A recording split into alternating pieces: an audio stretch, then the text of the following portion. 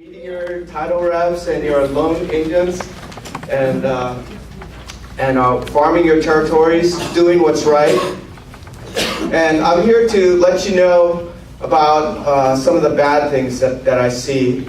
And I'm here in my individual capacity because I think you should be knowing what some of the not honest people are doing out there. And another thing that I wanted to share is that I have something in common with you, is that I myself have a real estate broker's license. And even my dad had a real estate broker's license. And when I was a boy, he was working in a bank as a mortgage loan broker. And I remember him studying on Saturdays to take the real estate exam. And he told me, "Hey Chris, when you grow up, make sure that whatever you do, get a license. Because if your boss is ever mean to you, you can just quit and take your license." And then so he sent me to USC and I graduated. And then I got a job at Xerox Corporation and I was in outside sales. I used to cold call, knock on doors, and sell copy machines. And I remembered what my dad said, and I also studied at night, and I got my real estate license. So in my territory, there was a real estate office. I went in there to ask if they wanted to buy a copy machine. And the lady just started and she couldn't afford it, but I let her borrow one under this program we had. And I got my license. I said, "Hey, I got my license. Can I hang my license with you and work for you part-time?" She said, "Okay." So I sat down in front of her desk in her office, and behind her, there's this big picture with 8 kids all in a row standing next to a white picket fence. I said, "Wow, who's all those kids?" And she goes, "Hey, that's me and my brothers and sisters." I said, "Wow, And she goes, "Yeah, my father had a grocery store." And then I said to myself, "Wow, that's a good thing to feed all those kids." And then so she started telling me the story of her life, is that she grew up and then she found a special boy, and they got married, and then they had 4 children, and his family had a little Chinese restaurant in the neighborhood, so she was working as a waitress in the restaurant. And when her kids started going to school, she said, "I got to do something better with my life than just being a waitress." So she got a real estate license. And then after she got her license, she knew a lot of people in the neighborhood because she worked in the restaurant, a lot of customers. And then she would go and farm the territory, and she would find properties. And then her husband was a fisherman, actually, and her dad was happy because then now they could sell fresh fish at the market. But besides that, he was a handyman. So she'd find like a little old property, he'd fix it up, she'd flip it and turn it around, and they'd sell it. She did it again and again and again. And pretty soon, that little real estate office that she was working in, right down the street from the restaurant, she bought that office. Instead of her little car, she bought a beautiful blue Mercedes convertible. And then on the weekends, sometimes they would go to Cabo San Lucas for vacation. And then so, the agents and the office are doing okay too. And there was one coworker, he worked at the post office, so he's a mailman, and he did well. And he started out, like everybody else, with a 60-40 split.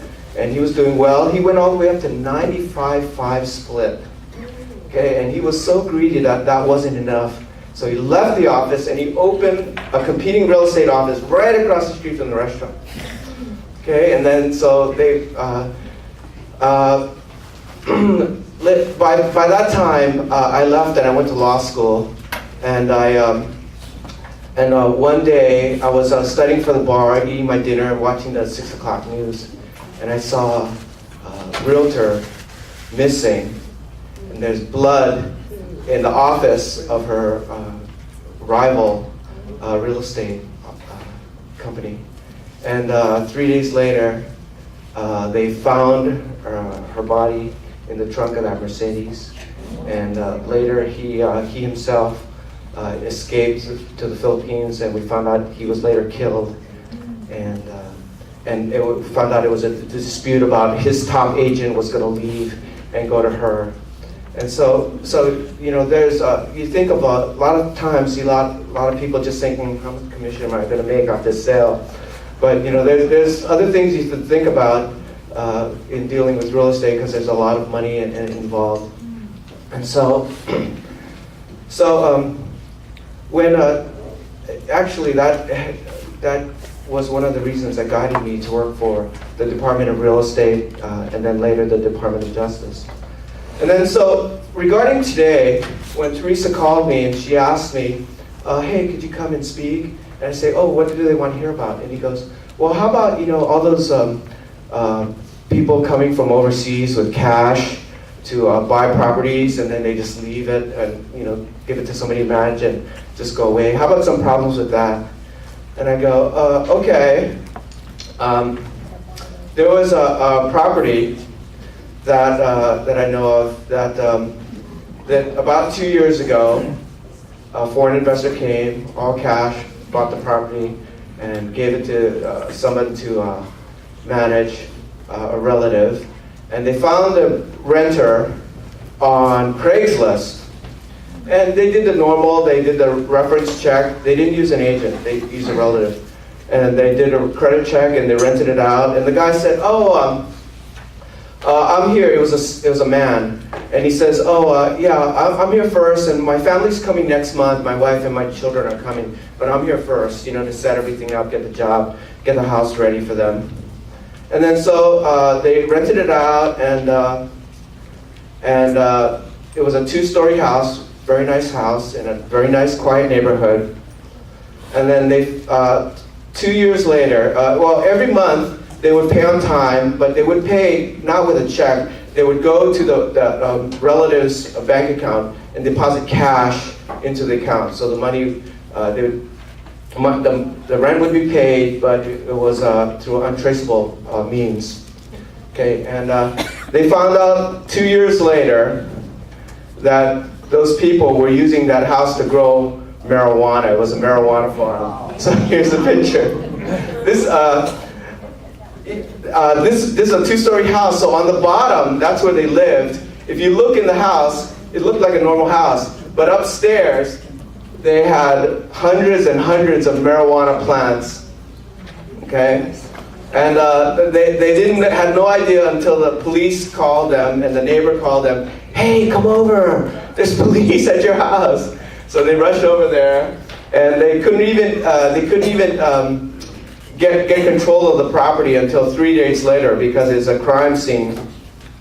And there were these are the pots that the marijuana was growing in, and there was a 4-bedroom house upstairs, so every room had marijuana growing on it, and they had these tables with the water drainage system, and those are the plants. Okay, you can have the next picture. Okay, and then you can see they covered the walls, and then they had a very extensive, you can see the ducts, the air ducts, because of the smell of the marijuana. They had the ducts to take the air away, and then they had an air filter, and then they had the... big operation. Yeah, a big operation. Okay, and then you can go ahead with the next one. Yeah, okay, they had lights. Not your, they had 1,000-watt lights. Okay, usually for marijuana growers, they use 600 watts, but they were using 1,000-watt lights, and they had 55 lights. Okay, okay, and they also had a water circulation system. You can go to the next. Okay, the water would go into the tanks. It would soak the plant. And then everything would be on timers, the lights, because just like the daytime and nighttime, the lights have to go on at a certain time, lights have to go off at a certain time. The air is circulating all the time so it doesn't build up. And then the water, it floods them and then it goes down. Then you can go on. Okay. Okay, and of course, all those timers and all the lights, they had electricity. But they didn't pay for electricity with the electricity bill. They went into the garage and in front of the meter, they stole electricity from Southern California, and they were using about $5,000 electricity per month. Okay, and so, okay, you can go on. Okay. And those are the air ducts and the air filtration system. Okay, and you can imagine all the water in the house, the mold, and the damage they did to the house. You can go next. Okay, and some more air ducts. Okay, you can see how extensive remember the whole upstairs. Keep going. Okay, it's about the same. And then they had the water filtration devices. And then they use the bathroom to mix the chemicals, because you need fertilizer and so what you can imagine what a mess was done to this house. Okay. Okay. So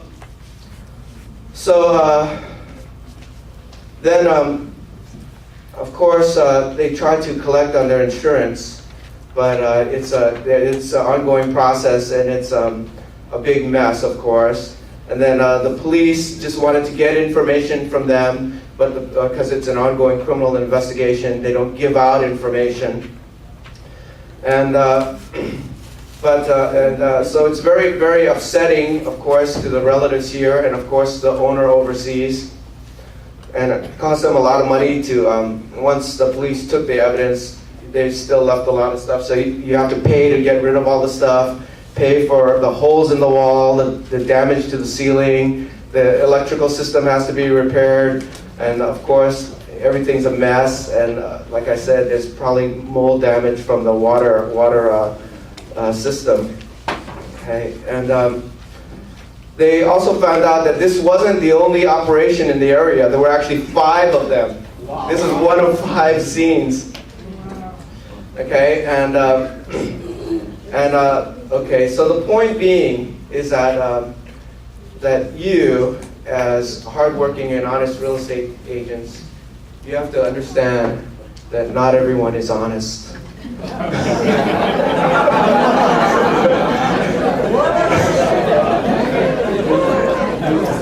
And I'm here to tell you this because I want you to be aware so you can protect yourself and also protect your clients. Okay, people might say, ooh, cash every month. Ooh, they pay on time. Okay? But later, all that money's gone by the time you have to pay for all the repair damages. And not to mention the stigma and then the lost time of, it hasn't been rented out since the investigation yet. So you're losing money, you're going to lose money in the long run. Okay? And also, unfortunately, I don't want to go into it in too much depth, but unfortunately, this is not the only criminal enterprise that has contact with real estate. We've run across birthing motels where people from other countries come, and the women come when they're pregnant, and they want to live in some place while they wait for the baby to come, and then they stay here for a month afterwards to recover, and then the child gets U.S. citizenship. But then the problem is that they apply for federal aid, and then everyone winds up paying for their expenses. And also, even the federal government is concerned about the long-term effects. If this is, let's say, some people maybe it might be a government. Just as a precaution, they're concerned that maybe it's a long-term plan. Maybe it might involve espionage or terrorists. That someone could be given a U.S. citizenship and 20 years later cause a threat to national security. Also another potential criminal enterprise that has contact with real estate is brothels and prostitution.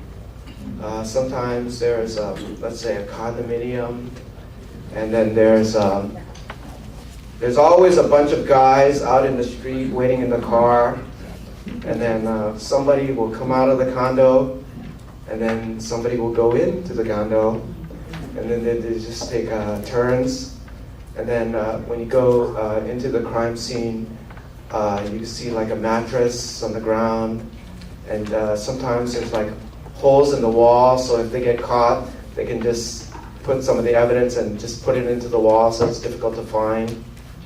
Or there's some like panic button, because these are gang activities, so if the girl feels there's a threat, she'll hit a panic button, and then security will come, and who knows what will happen to the customer if they take care of their own business. And of course, they also have security themselves with video cameras, sometimes in the rooms. So it's of course, and you can imagine what that does to the apartment. That let's say the overseas owner doesn't even know what's going on, because once again the money keeps coming in cash and goes into paying them the mortgage or to pay the rental payment. They have no idea. To them, it's undetectable. Okay, so also when Teresa asked me, the first thing she said was she heard that sometimes there was properties being sold out from under the owner's knowledge without even knowing about it. Okay, and then so I just speculate, but let's say someone came over with cash to buy a property and wanted to leave and go back to making money in their country. They want somebody to manage it. Let's say they chose someone who's unscrupulous, and they just once again kept making the payments. Oh, you have a renter, and they're making payments every month. Go to your account, and look, there's a rent payment. But of course, to manage it, you need to give me a power of attorney so that I can do things for you. And then so with the power of attorney, they could sell the property out from under the owner. And then using straw buyers, going over several transactions so that it's not traceable back, using entities if they could. And then all the time just paying the rent through the banks. When the buyer comes back a year or two later, oh, how's everything going? Yeah, they're gone. And and so it doesn't even have to be sold. They can even encumber the property with loans.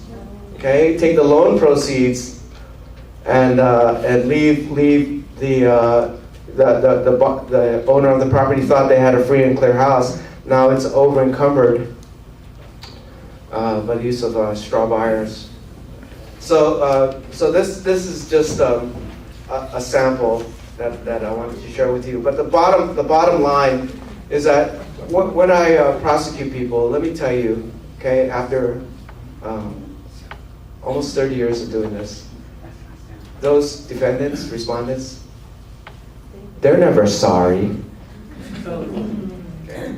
They have an excuse for everything. Oh, I didn't know. Or, oh, somebody else did it. Okay. Oh, they because they don't do it alone. They have it in a group. Okay, so somebody told me to do it. Oh, somebody gave me a couple $1,000s to sign my name. Okay. Oh, my friend was doing it. I was just helping out. I didn't really know what they were doing. Okay. And so